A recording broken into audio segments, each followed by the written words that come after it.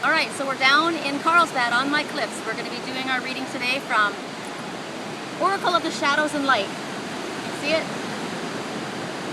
This is by Lucy Cavendish. It's one of my more mystical, kind of deeper, kind of creepy decks that I like. A little bit dark. Okay, so the message that we're going to get, I don't know, hopefully you can hear me. Probably should come a little closer. My girlfriend's taping this for me so I can do it hands-free. Can you get a little, you think you can hear it? Okay. So, what's this one? Whoa! Makes sense. Sea storm. Calm amid the chaos. Okay, so there's chaos in some area of your life, swirling all around you. Energies are volatile. There's arguments, there's flare-ups, there's misunderstandings, there's things that are happening that seem very dark and unclear. And they're asking you to keep your calm and be in the center of this storm, that you have the ability to keep your calm. That often things are not as they appear, things aren't as they seem. I keep getting this message that even though there's this chaos swirling all around us, it needs to be released right now. It's a time of pent-up energy. We've got a really humid factor happening right now where there's storm clouds and there's thunder and lightning going everywhere, so there's a lot of energy right now that's being released. So that's what's happening around here. You can see there's lightning storms going on all around her. I'm going to open up the book and I'm going to see what Lucy has to say, if there's something else that she's saying that I'm not picking up on. So basically what she's saying is, even though that there are storms around her, nothing's hitting her. So you're not in danger. Even though it feels dangerous around you, you're not in danger, and you'll be able to swim to shore because the shore's right there. She's coming in.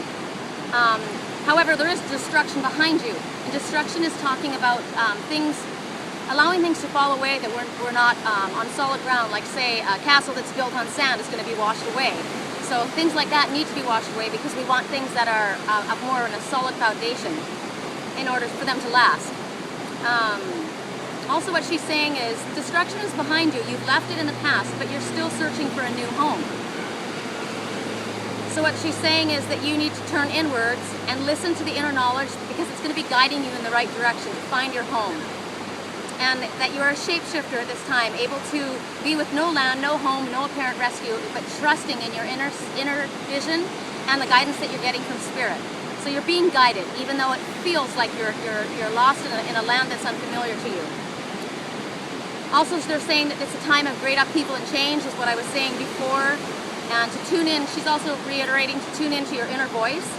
And that this journey is going to continue this way for a while, unfortunately. It's not all calm right now. It's going to be kind of a little bit chaotic for a little bit while, and you need to trust. They're asking you really to tune in and trust. And listen and check with your inner wisdom and go in the direction that it's telling you. You're going to be getting messages and signs, and you need to trust in what you're getting. Not necessarily what other people are telling you, but what your heart is telling you to do. Because you're more capable than you realize. Okay, so these are a little bit deeper readings. I'm kind of rushing through a little bit because there's so much involved. But for the second reading,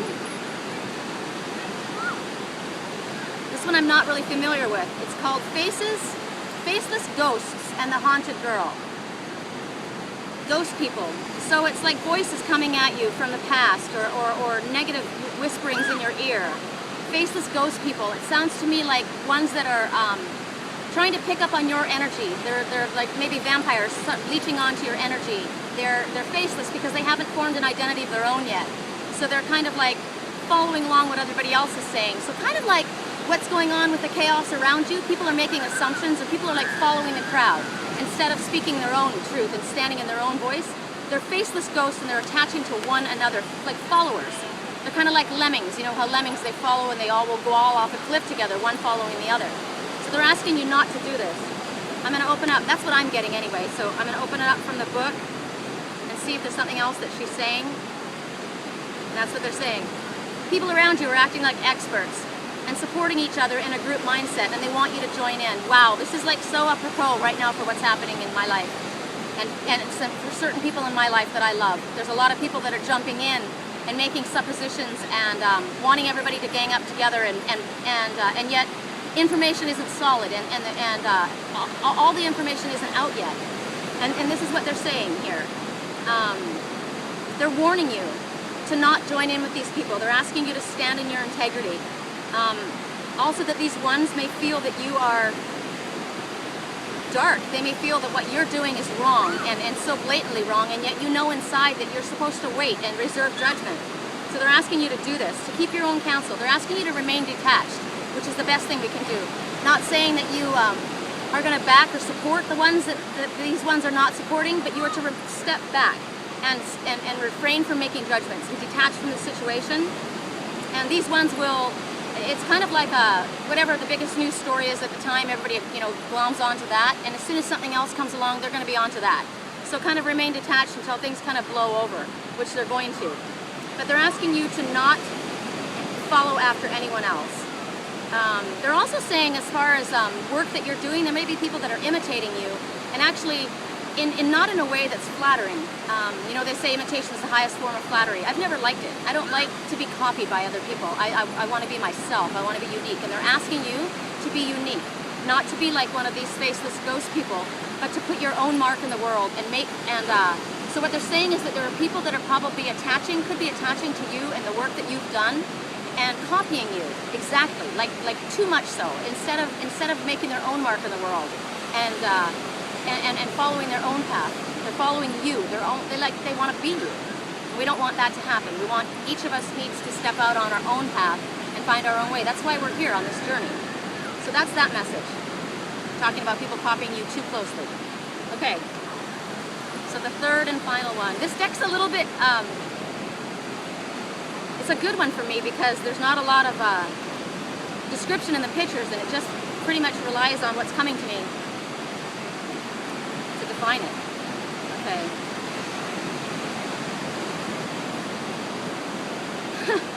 Ghosts of the past. So this one is, the past returns for a time. There's people, she's in a costume and she looks like Marie Antoinette. She's got a masquerade mask, but she's pulled her mask away. The people behind her are wearing masks.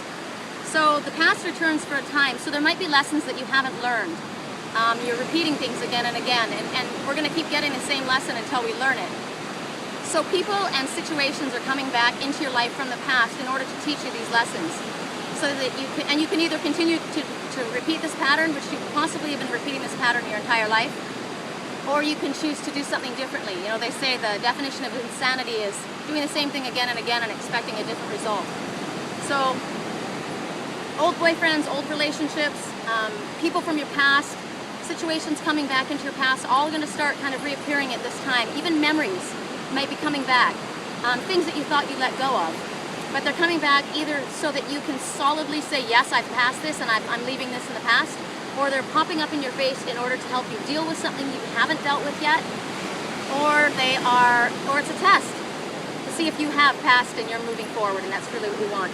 So I'm going to open up the book and I'm going to ask what it is. If there's something that I've missed. I'm getting really good at this. Okay, masquerade ball. Some people, teachers, friends, other people she'd rather not see again. It reminds her of a time when she was not well. So why are all these reminders around her, these ghosts of the past? They've come so that she can finally put them to rest. Old friends, boyfriends, crushes, places, situations, all come to remind you of how far you've come, or that there's still work that you need to do in order to settle these things. So like I said, we have lifetime themes that we've replayed over and over again. So perhaps this is something that it's a challenge or a pattern that we need to break or work on. But the trick is to move through it quickly. So when these reminders come up, recognize them, see that they're there, and don't go back there. Don't replay that ancient history. Move forward. Because basically they're showing you, they arrive to show you what needs to be changed in your life. None of us is perfect, and we all need to be to forgive and forget. So you're not to be angry at these ones that come. The reminders that pop up, they're not there to hurt you, and they're not there for you to judge the other people. Possibly a lot of them have come forward in order for you to forgive them and to allow it to go. Because when we forgive, we release not only the energy to them, but we release ourselves from their energy. Because sometimes some of these people aren't people that we're having an issue with. Perhaps these people are people that have been holding on to us. So their energy is wrapped around us. So it would be a good time to ask Archangel Michael to do a cord cutting, to sever the connections between us in the past, whether it be people, situations, events, fears, old patterns, sever that. And but I'm getting these people in our past might have, it's more about these people that have an attachment to us, not necessarily that we have an attachment to them. So we need to make it very clear. Make a clean, solid break. What else? I like this line. This is the cause of the indecision you are now facing. The ghosts of the past are haunting you. It's Judgment Day, and you're more powerful than you know. The time for hiding who you are and pretending to be normal and just like everyone else is past. So they're asking you to step into your power and embrace your power. And because obviously, clearly you've moved to a higher level of ascension, and you are not at that same place where you were when you were with these people or situations in the past. So it's actually a very positive thing. It's showing you to look back and showing you how far you've come. And it's just the maybe it's just a final nod for you to be saying to them, I'm done. I don't want that anymore. I'm definitely going in this direction. This is what I've chosen. And stick with what you've chosen, no matter what other people have said. I feel like they all connect really well together, all of these cards. So anyway, those are the readings that we're going to have for this week. I am melting. I'm literally dripping with sweat. It's so hot here at the beach. We thought it would be a little cooler to come down today, but I was told that we definitely needed to come and we get the ocean energy and get grounded. So I want to let you know that if I'm always available for readings. I do it full time, as you know, and I'm on Facebook, but I'm considering closing my fan page, which is Angels Whisper Sherry Columbus, because Facebook has done this new thing where they want you to pay, and if you don't pay for advertising, they are blocking your feed. So I've gone from, even though I've got over 1,700 followers, I've gone from hundreds and hundreds of likes to getting like 10. And the only time I get comments or feedback on it is when I share it on my private page, personal page. So I'm asking you guys to let me know what you think, if I should keep it running. It takes a lot of time and energy for me to man all of my pages. I'm going to stop for just a second because we're about to have a seagull. He's flying right over us. Hopefully you can see him. I love it. I love it. I just love it here. He was coming directly to me all the way down the beach, like right at me. So we're definitely going to be posting Seagull Totem later, so we find out what his message is. Haven't seen any pelicans today. Anyway, so I am on Facebook on Sherry Columbus. That's my personal page. If you go to Google, you can just put in my name and you'll find where I'm at. I'm at Google+, Twitter, LinkedIn, my fan page. My webpage is www.thewhispersofangels.com. And like I said, I'm always available for readings. So if you're interested in that, if it's something that you feel that you would like to explore a little further, get a little bit more tapped into what's going on, ask some questions that are going on in your life, and connect with Spirit a little bit, I would be honored to help you with that. It's my gift and I love sharing it. And that's it. So I hope you guys have a wonderful, wonderful day. My friend and I are going to go into the air conditioning hopefully very soon because this beach is beautiful, but it's so hot. Have a blessed day. We will talk to you next week. Bye.